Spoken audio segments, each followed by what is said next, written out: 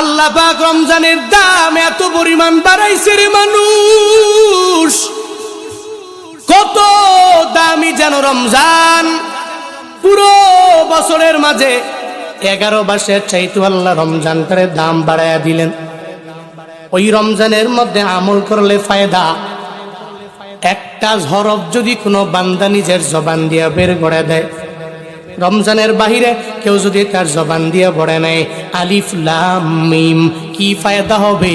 মদিনাওয়ালা নবী জানায়া দিলেন, মান করোয়া, যে ব্যক্তি পড়বে কিতাবুল্লাহ থেকে, মানে আমার মাওলার কোরআন থাকিয়া একটা হরফ যেই বান্দা তিলাওয়াত করবে, আল্লাহ পাক ফালাহু বিহি হাসানা ওয়াল হাসানাতু বিআশরি আমসালিহা, ওই একটা হরফের বদৌলতে আল্লাহ একটা নেকি দিবে এমন না, বরং একটা হরফের বদৌলতে রমজানের বাহিরে 10টা নেকি আমার মাওলা বান্দারে দিয়ে দিবে।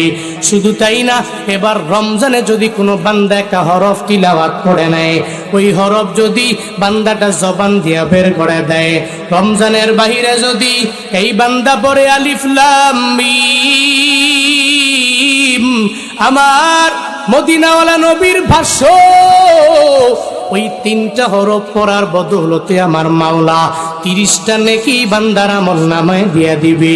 কিন্তু রমজানে যদি কোনো বান্দা জবান